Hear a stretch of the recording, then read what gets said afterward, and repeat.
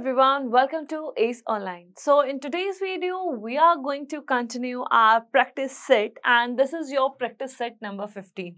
Here we are practicing for the examination LIC AAO.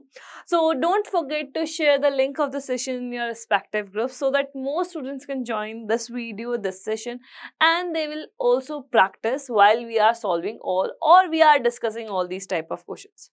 So without wasting more time, let's start with the very first question. So here we are having this question, and if you remember, we were having this particular question in our practice set number 13, and this question is for your homework only, right? Now in this video, first we are going to discuss this particular question and after that only we will discuss the rest question. Is it clear? Okay.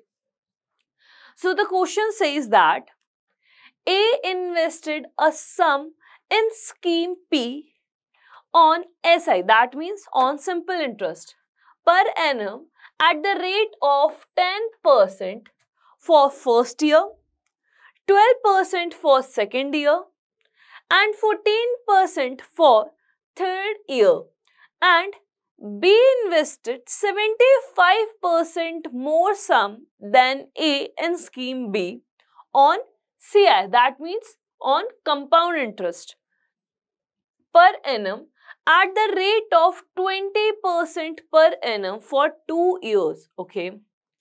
If B got 4,264 rupees interest more than the interest earned by A, then find 20% of the sum invested by B in rupees. Basically, first what we have to calculate? First we have to calculate the amount invested by B, and after that we have to find out the 20% of that specific amount.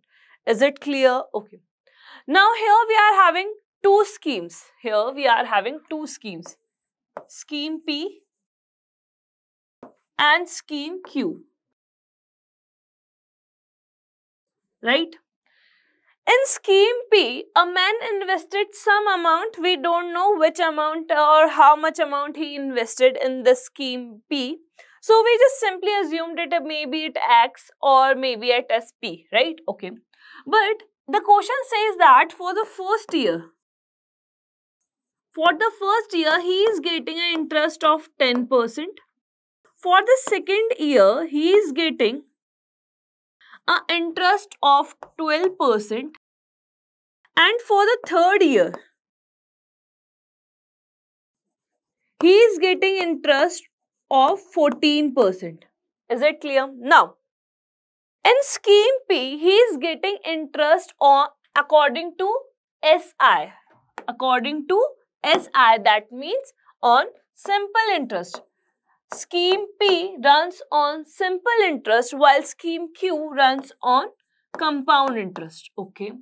Now we all know that whenever we talk about simple interest, the principal will always remain same and the interest that we are getting is completely dependent on the rate and the year, right?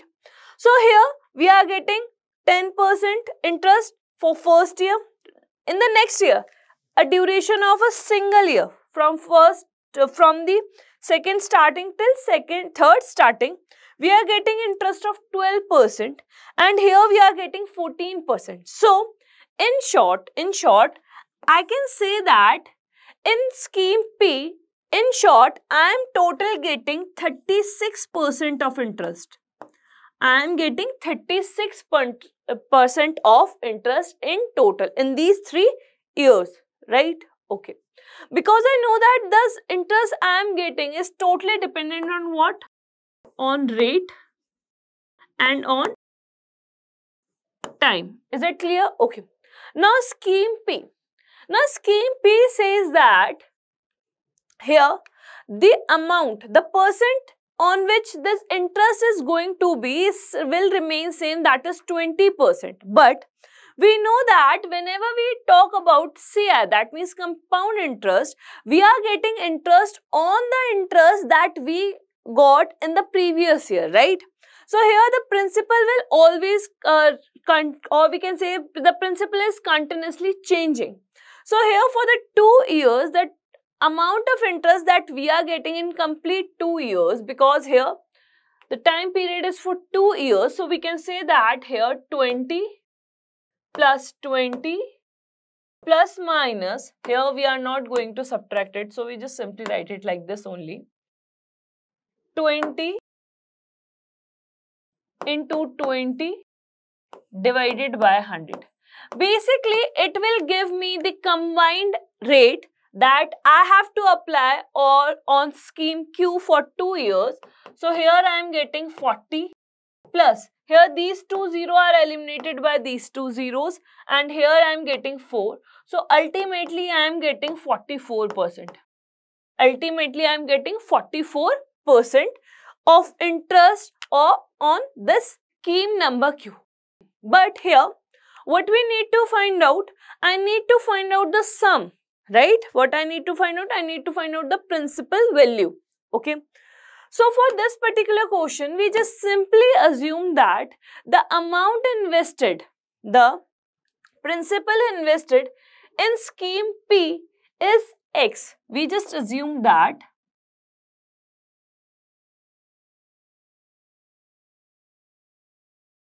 principal invested in scheme P is X. We just simply assumed it, right? We just simply assumed it. Now, the question says what? Question says that B invested 75% more sum than A in scheme Q, and because of that he is getting this much amount more than which A is getting. So according to the question, we can say that for the B, here he invested 175%.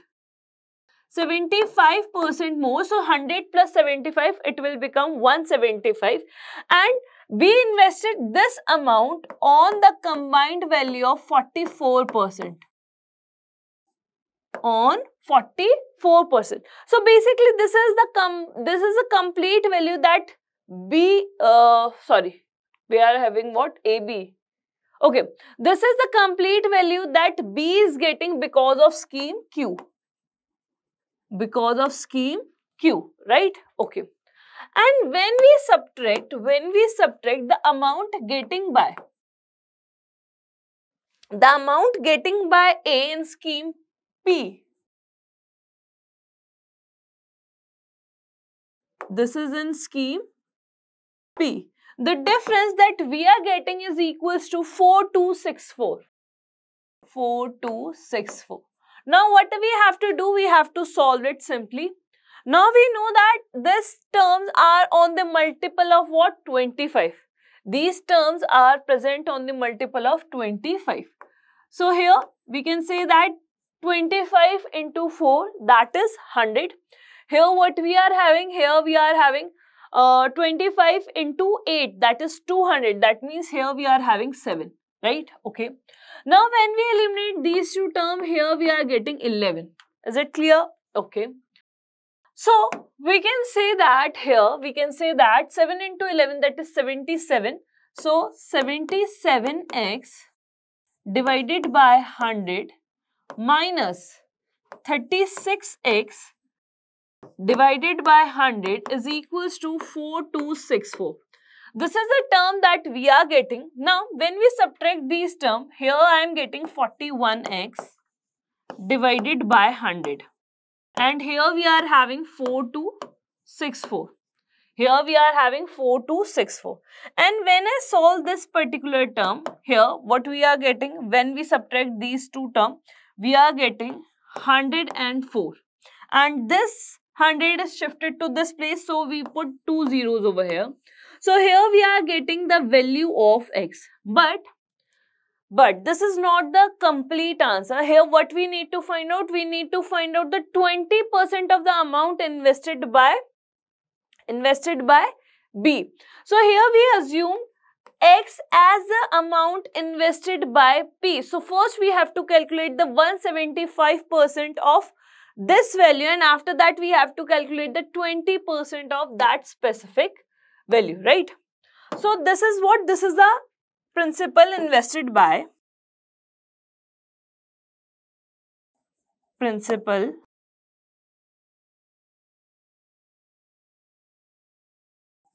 invested by P. Right? Now, what we are going to do? We are going to calculate the principal invested by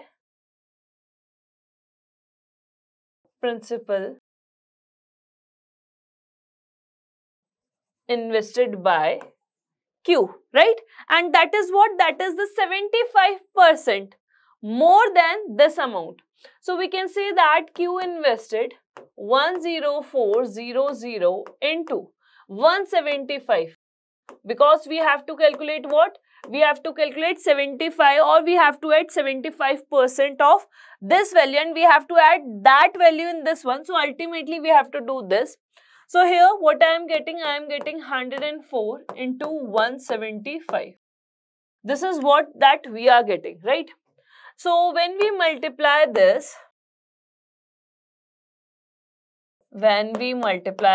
here we are having 2 and 28, 30, so 3 and the 7. So here we are getting this one. 18,200. This is the amount invested by Q. This is what? This is the amount invested by Q. But again, this is not the complete answer. Now, what we have to do? We have to calculate 20% of this amount. So, if we have to calculate 20% of this amount, so we just simply write it like this. Or you can also do one thing. You can just simply multiply this term by 20 by 100 and you will get your answer, right? So, here we can know that these two zeros and these two zeros are eliminated. So, basically here we are getting 3640 rupees. Here we are getting 3640 rupees. Do we have this number in our option? Yes. So, basically option number A is the correct one. Option number A is the correct one. This is a simple question, although we need to calculate few things. But you can also do one thing. Instead of doing this, you can just simply find out the amount that you are getting from first year, second year, third year individually, and then just simply add it. After that also you will get the same value. So instead of doing the separate calculation, we just simply combine it, because we know that whenever we talk about the simple interest, the amount that we are getting, the interest that we are getting is totally depends on what? On the rate and on the time, because the principal will always remains same. Is it clear? Okay. Now let's move towards the next question and let's see what is the next question we are having. So the next question says that 4 years ago, the ratio of the ages of A and B was 13:9, and 8 years hence, it would be 4:3. The difference of their ages 4 years hence will be, and what we have to do? We have to find out the answer in years. Basically, there's a small concept that we have to apply whenever we are having problems based on the ages. Is it clear? So this is simple clue that you need to apply, and after that you will easily able to find out the correct answer. Here we are having two words. The first is ago and the second word is hence. So here we use ago to indicate the past, and hence it indicates our future. It indicates our future. Here we are having two participants A and B. Here we are having two participants A and B, and we can say that here 4 years ago, the ratio of ages of A and B is 13:9. This is the ratio that I am having 4 years ago. So here I am writing 4 years ago.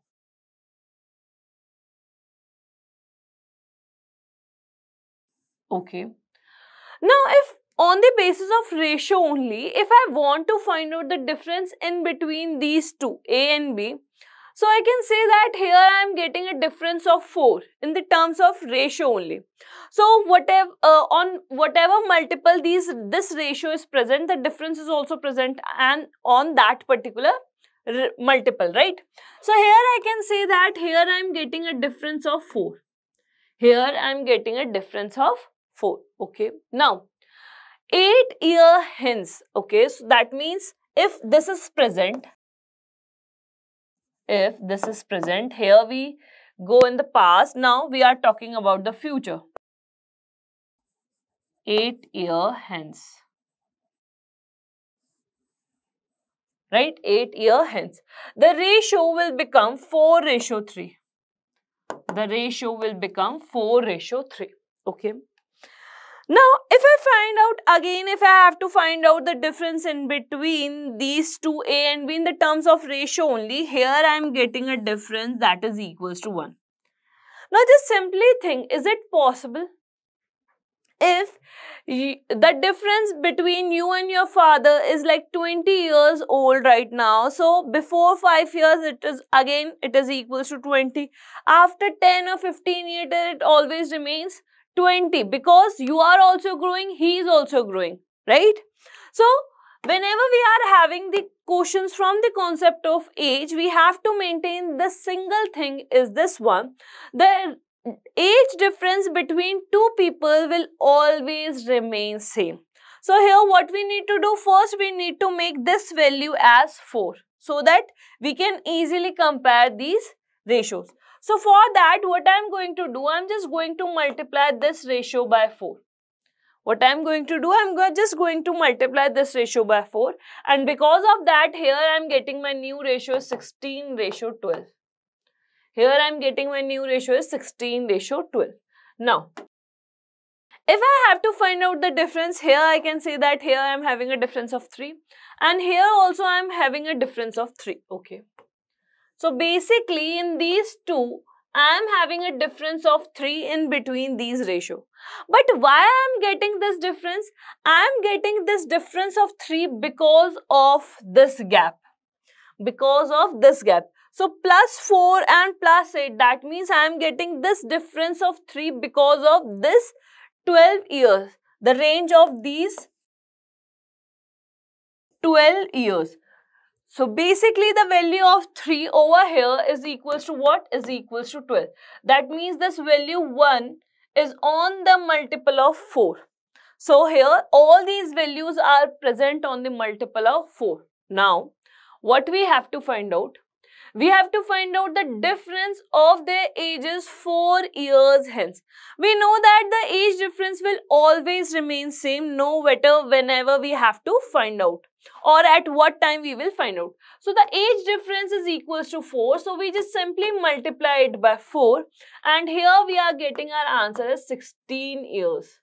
The age difference between A and B is nothing but 16 years. If you want to check this one, you can also do that. Here, first we just simply calculate these values. So here we are having A ratio B and the ratio is 13:9, right? 13:9. Now I know that these values are present on the multiple of what? On the multiple of 4. These values are present on the multiple of 4. Is it clear? Okay. So here what I am getting? I am getting 42 over here. Here I am getting 36. Is it clear? Okay. Now what I have to do? I have to find out the 4 year hence. This is what? This is my present age. This is my present age. Is it clear? Sorry. Here we are having 52, not 42. Here we are having 52. This is what? This is my present age. But I have to find out after 4 years. So I need to add plus 4 in this one. So here this value will become 40 and here this will become 56. And if you will find out the difference in between these two, it will again remain same, that is equals to 60. That will remain equals to 60. So whenever we are having questions from this concept, the concept of ages, we have to take care of this point that the difference between two specific people will always remain same. The difference of the ages of two specific people will always remain same. Is it clear? Okay. Next question. So here we are having our next question, and the next question says that Manik has a total of 20 red and blue marbles in 2 bags. Each bag has marbles of both colors.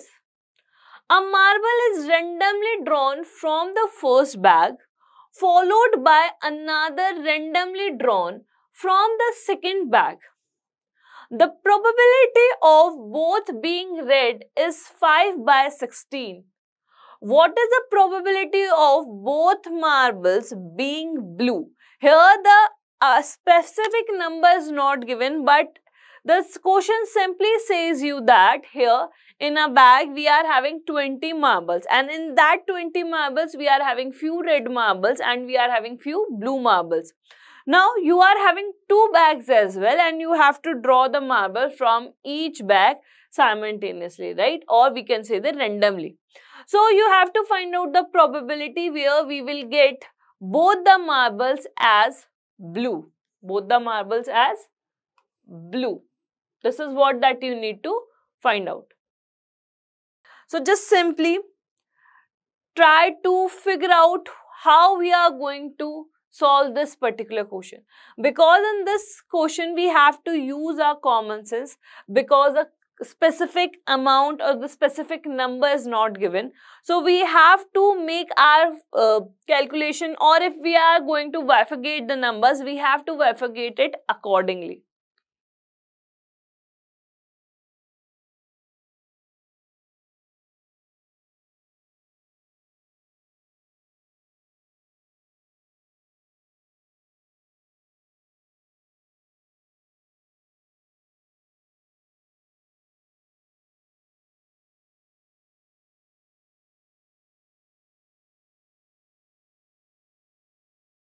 As we know that here the probability can't be 1, because in a bag we are having both the colors. We are having 2 bags, right? We are having 2 bags, and in both the bags we are having both the colors, right? So we know that probability of getting both the marbles as blue or whatever color, maybe it's red, it can't be 1, right? Probability can't be 1. We know that fact. Probability can't be 1. And why probability can't be 1? Because here we are getting this one. Here we already have this value, so we can easily say that probability can't be 1. Okay. But the question says that, question is giving us hint. The question says that the probability of getting both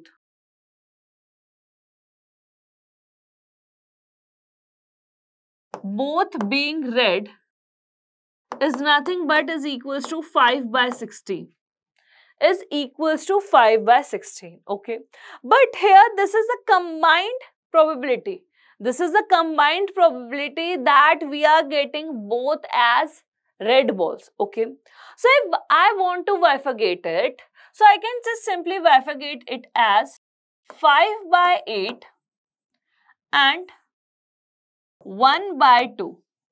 I can just simply bifurcate it as 5 by 8 and 1 by 2. Why I am bifurcating it like this only? Because I am having no other option. If I will break it like 5 by 4 and like 1 by 4, that can't be possible, because here we know that the maximum value can be 1 only. So we should have to keep the numerator lesser than the denominator. So this is the only option that I can do. Okay.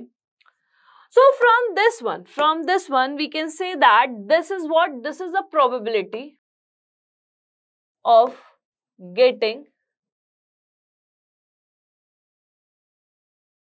red ball from bag first or bag 1, right? And we can just simply say that this is the probability of getting red ball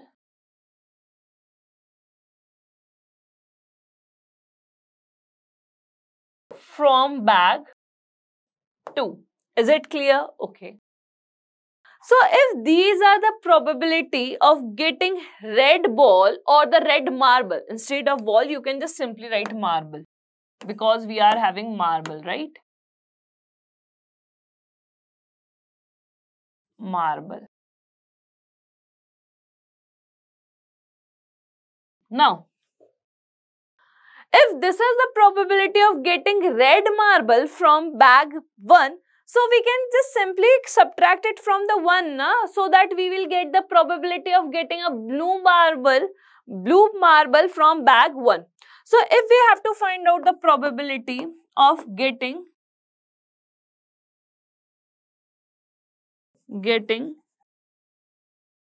blue marble from bag 1 is calculated by 1 minus the thing that we don't want, that is 5 by 8. That means the probability that we are getting is 3 by 8. So this is what? This is the probability of getting blue marble from bag 1 only. Is it clear? Okay. Now, we have to find out what? We have to find out the probability of getting blue marble from bag 2nd also. And why we want it? Because we want both marbles as blue. So for this one, what we can write? We can just simply write here the probability getting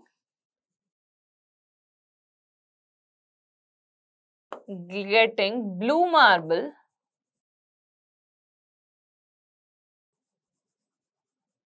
from bag 2 is nothing but total minus this one, the thing that we don't want, is 1 by 2. That means again we are getting 1 by 2. So as we are getting two different probabilities, and what we need to do, we need to find out the combined probability. So we can say that the probability of getting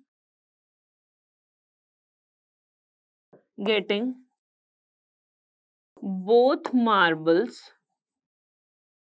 as blue is nothing but here 3 by 8 multiplied by 1 by 2, and ultimately what we are getting? We are getting 3 by 16 as our answer.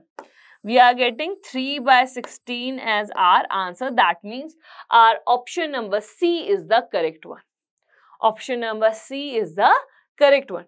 So whenever we are having these type of question, we have to think accordingly.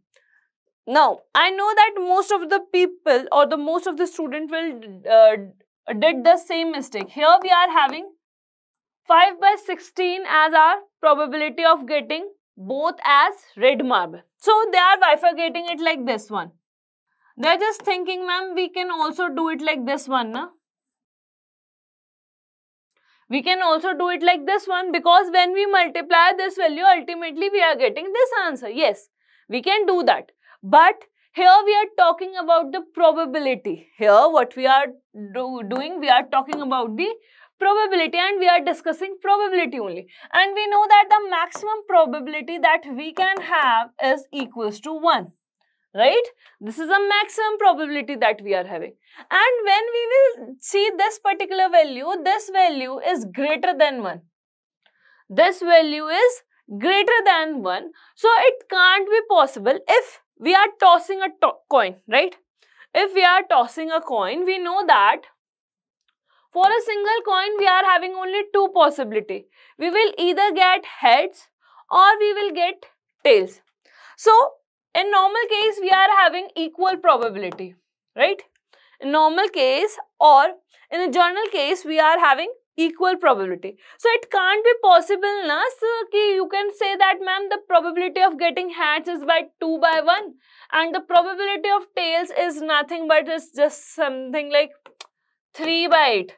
That's not possible, na, because we know that the maximum probability is equals to 1 only. Is it clear? Okay. Now let's move on.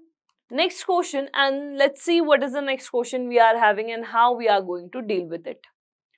So the next question says that how many arrangements can be formed out of the letters of the word examination so that vowels always occupy odd places? You have to take care of this thing. You have to take care of this thing because this is your what? This is your condition. This is what? This is your condition. Whenever we are having this type of questions now, where we have to like arrange something or we have to select something, first fulfill the condition. After that only just simply arrange the rest cases or the rest elements that you are having.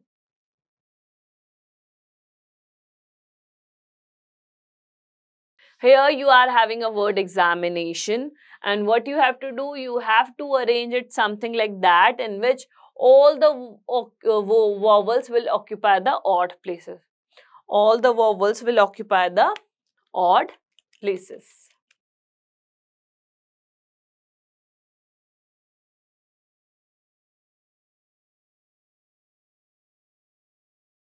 First, you have to calculate how many alphabets we are having.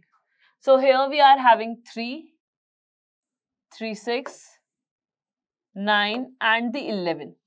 So basically in the spelling examination,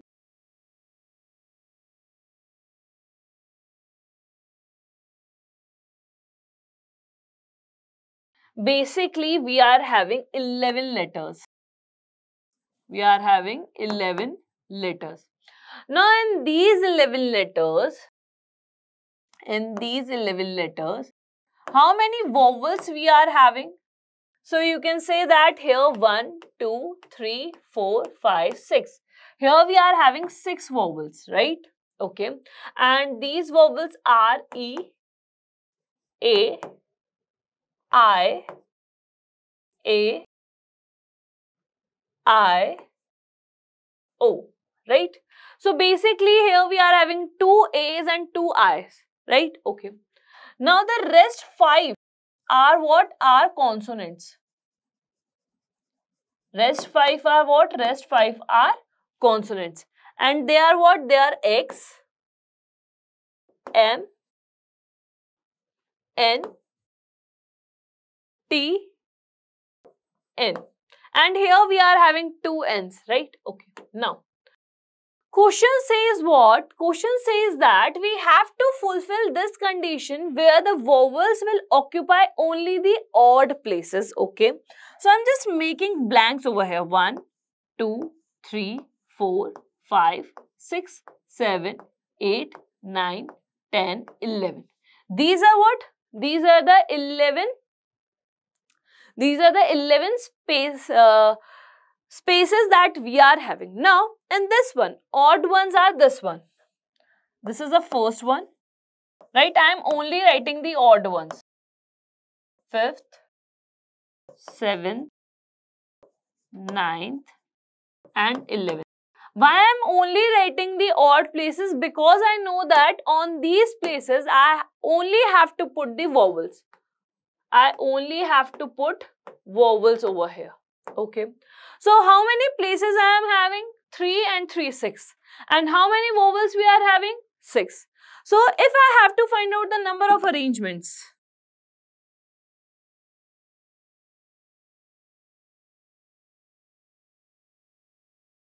how I can arrange my vowels? I am having 6 places and I am only having 6 vowels. So, I can arrange them in the 6 factorial ways. But I know that here there are 2 A's. So, for that, I have to divide it by 2 factorial.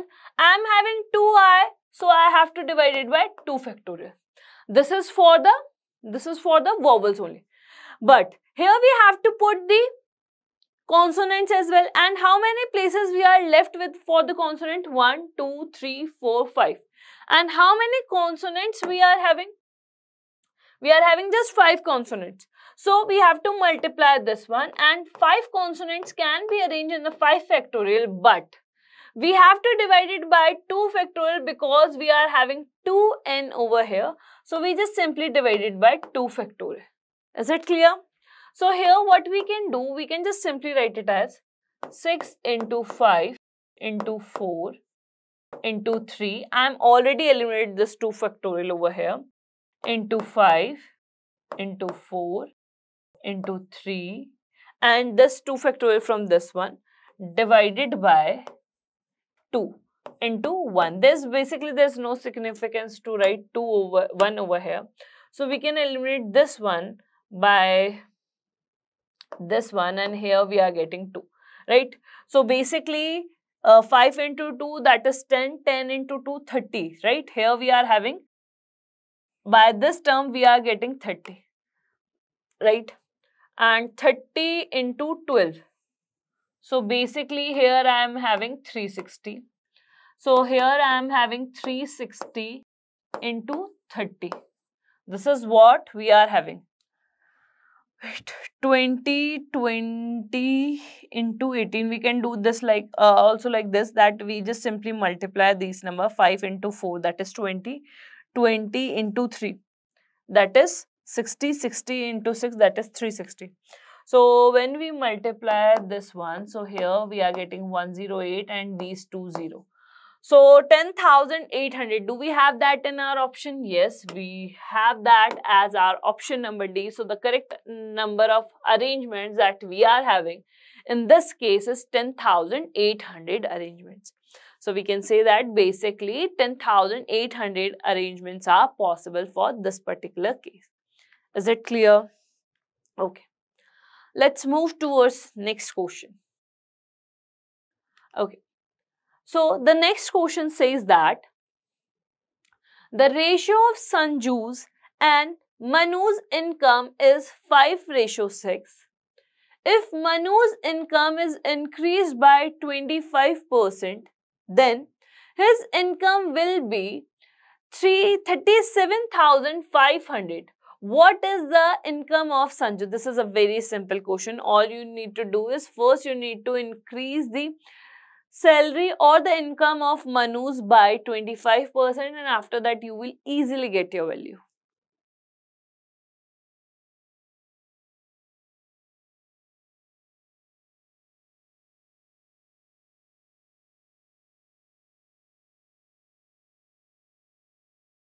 Here what we are having two persons, Sanju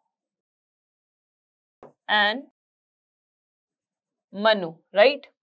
So here the question says that the income ratio of Sanju and Manu is 5:6, right? But the income of Manu is increased by 25%. Is increased by 25%, right? We know that 25% can be written as 25 by 100, and we can just simply write it as 1 by 4, right? We can just simply write it as 1 by 4, right? Okay. Now, the question says what? Question says that the income of Manu is actually 6 and it is increased by 1. It is increased by 1. So, you can do one thing. First, you have to just simply find out on which multiple this value is present. So, we can say that 1 is equals to 6 by 4. And here we can do one thing. Here we just simply find out, and here the value is 1.5. So, we just simply multiply it by 1.5. We just simply multiply it with the help of 1.5, and here we are getting 1.5, right? So, we need to do what? We need to add 6 plus 1.5, and ultimately the new salary of Sanju is 7.5. The new income ratio that we are getting is 7.5. But the question says what? The question says that this is not 7.5. This is actually 37,500. That is actually 37,500. That means it is present on the multiple of 50. That is present on the multiple of 50, right? Now, what we have to find out basically, okay, this is not present on the multiple of 50. Wait. Here it is present on the multiple of 5,000. This is present on the multiple of 5,000, right? Okay. Now, what we have to find out? We have to find out the salary of Sanju. So, just simply multiply this value by 5,000 and you will get your answer as 25,000. You will get your value as 25,000. That means your option number B is the correct one. Or you can also do it like in some other way. If you don't want to go in the decimal thing, as I am saying, to avoid it, so you can also do one thing. So here we are having Sanju and here we are having Manu. So the ratio is 5:6, right? I can also consider it as 500 and 600, right? If you are not able to find out the value with the help of fraction, just simply write it like this. We have to increase it by 25%. So we can say that here what we are getting? We are getting 6 into 125, right? This is what we are having. 6 into 5, that is 33 is carry on, 12, 15, 1 is carry on. And here we are having 750. So instead of 600, it will become 750. But the question says that the salary of Manu is not 750. It is actually equals to 37,500. And this value is present on the multiple of 50. Right? This value is present on the multiple of 50. So if you have to find out the salary of or the income of Sanju, so you again have to multiply this value by 50. And you will ultimately get the correct answer as 25,000. You will get the value as 25,000. Is it clear? So by this, you can easily able to find out the answers. Let's move towards the next question. And let's see what is the next question we are having and how we are going to deal with that. So the next question says that the ratio of two cylinders are in the ratio 8:13. And the curved surface area of those two cylinders are in the ratio 5:13. Sorry. Now, what is the ratio of their volume? What we have to find out? We have to find out the ratio of their volume. So first you need to take care of the formulas that you need to use in this particular question. First, you have to find out the formula of volume of these two. What is the volume of cylinder? The two formulas that you are going to use in this one is volume of cylinder and the CSA, the curved surface area of cylinder. These are the two formulas that we are going to use for this particular question.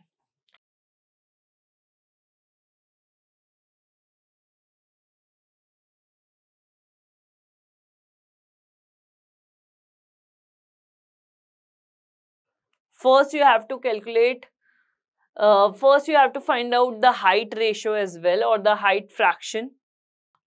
After that, you will easily have to find out the ratio in the volumes, ratio of their volumes. So basically, the volume of cylinder is nothing but pi r square h, right? And the CSA of the cylinder is 2 pi r h. These are the two formula that you have to use.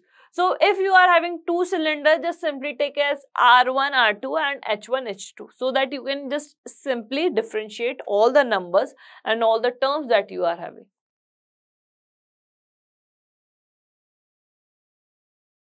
Okay, so let's start solving this particular question. So here, as we are having two cylinders, so I can say that the ratio of R1 ratio R2, right? That is given as 8:13. Okay.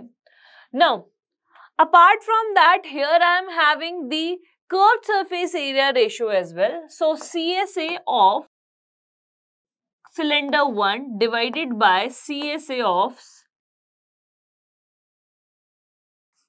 curved surface area of cylinder 2. CSA1 cylinder 1, CSA2 cylinder 2, and that is nothing but, so 2 pi R1 H1 divided by 2 pi R2 H2. Is it clear? Okay. So we can just simply eliminate 2 pi over here. The ratio of R1 by R2, if I want to write the ratio over here, R1 upon R2. I can just simply write it as 8 by 13. I can just simply write it as 8 by 13. So here the ratio is given as 5 by 13, and this is nothing but this is equals to the 8 by 13 into H1 upon H2, right? Currently here we are only dealing with H1 just to find out H1 by H2, so that we just simply put the value over here and we can find out the ratio in between the volumes of the cylinder. So we can simply eliminate this 13 and this 13. Here we are getting H1 upon H2 as 5 by 8. We are getting H1 upon H2 as 5 by 8. Okay. Now what we have to do? After finding the ratio in between the heights, we have to deal with the volume of cylinder. So we can say that the volume of cylinder 1 and the volume of cylinder 2. So that can be written as pi R1 square upon into H1 divided by pi R2 square and H2, right? So again we can say that this pi and this pi are eliminated. So here the ratio square that we are having is 8 square into 5 divided by 13 square divided by 8. This is what that we are having, right? So here we can just simply eliminate this 8 by this one. So in numerator we are having 40 and in the denominator we are having 169. Do we have that in our option? Yes. So basically we can say that the option number B is the correct one. We can just simply say that the option number B is the correct one. Is it clear? So whenever we are having the questions from this type, like from the topic of mensuration, the only thing that we need to know is these formula. If we know these formula, we can easily deal with such type of problems. Is that clear? Okay. The next one. So basically, the next question says that by selling a mobile after offering the discount of 25%, a profit of 30% is made. Find the cost price of the mobile if the marked price of the mobile is 7,800. This is a very simple question. All you need to do is you need to find out the cost price. What you need to do? You need to find out the cost price. And we all know that the profit or the loss is always calculated on the cost price, where the discount is always calculated on the marked price, or we can say the MRP. And after both of these operations, we will get our selling price, or we can say the SP. So just use that particular concept and just simply find out the correct answer.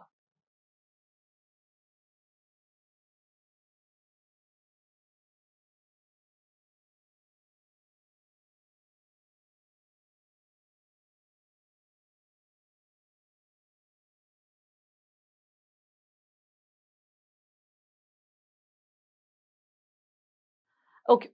So the question says that what we need to do, we need to find out the cost price. We need to find out the cost price where the MRP is 7800. Okay. So you can do one thing. You can just do one thing. Here you just write CP, SP and the MRP. Right? Here you know that if you just simply assumed 100 is your cost price and you will get a 30% profit and you are getting 30% profit, just your CP will become 130. And you know that you are getting 130 after getting a discount. After getting a discount of 25%. So you know that whatever MRP that you are having, if you sell that price on the multiple of 75 or on 75%, you will get 130. So from this you can easily able to get MRP. you will easily get MRP, that is equals to 3 by 4. So here we are getting like 4 into 130 divided by 3. Basically, this is your MRP. But the question says what? Question says that this is not your MRP. Basically, your MRP is nothing but 7,800. Your MRP is nothing but 7,800. So basically, what you need to do, you need to find out the exact answer. So you just simply eliminate this 1 0 and this 1 0 from this side, which is already eliminated. So I'm just eliminating it over here. Now, what you just simply do here, just to get the MRP, you just simply write it like this: 780 into 3. Right? This is what that you are getting, and after that what you will get? You will get the value of 1, right? And just simply multiply that value with this one and ultimately you will get your cost price. This is the first method that you can do. If you don't want to do all these calculations, so you just simply do this thing. You know that this is the MRP and what you need to do, you need to calculate your cost price. So first, just simply calculate selling price. You know that you are giving a discount of, 25%. That means you are selling your product on 75% value. So the 75% value of this one.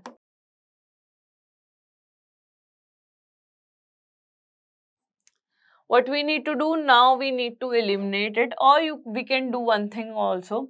We just simply eliminate 2 zeros and 2 zeros from here. So when we are going to divide it, so here we are getting 1, 3, 38, 36, 9 and 2, 5, 0. Now we have to multiply 1950 into 3. So here we are getting 0, 15, 1 is carry forward, 8, 2 is carry forward. Basically, the SP is nothing but 5,850. But this is the 130% of the cost price, because you know that when you sell on this amount, you will get 5,850. So basically, the CP is 5850 into 10 divided by 13.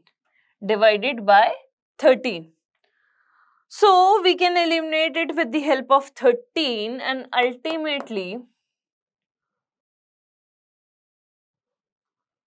45 and here 2 zeros. So basically the cost price of this particular mobile phone is nothing but 4,500. That means your option number D is the correct one. Option number D is the correct one. So you can just follow either method. If you are comfortable in this one, so you can follow this one. If you are comfortable with this one, you can also follow this one. But the only thing that you need to keep in your mind is whenever we are talking about profit or loss, it is always calculated on cost price until unless something specific is not given in the question. And discount is always given or always calculated on the MRP, or we can say the marked price. Is it clear? Okay. So here we are having one more question over here, but this is for your homework, or we can say this is your practice homework. You have to solve it, this particular question by your own, and you have to do what? You have to solve this particular question. Although this question is very easy. This question is very easy. All you have to do is you have to use the concept of average. So the question says that the average age of the students in a class is 40 years, and if a student whose age was 30 years is absent from the class, then the average age of those students who were present goes up by 2. That means the average is increased by 2. How many students were there in the class? What we need to do? We need to find out how many students were there in the class. This is a very easy question. all you need to do is you need to use the concept of average. And we know that the average says that average is nothing but sum of all the observations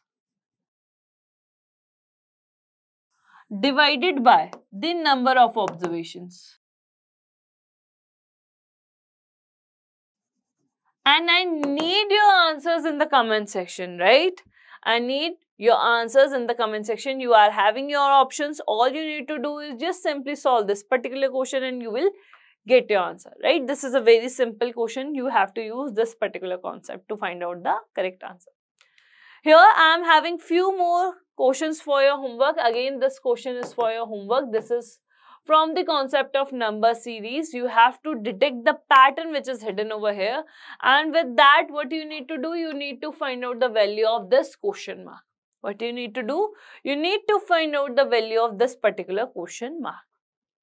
Is it clear?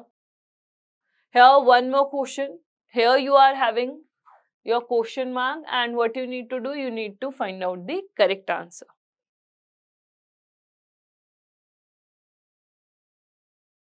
And the last one, right?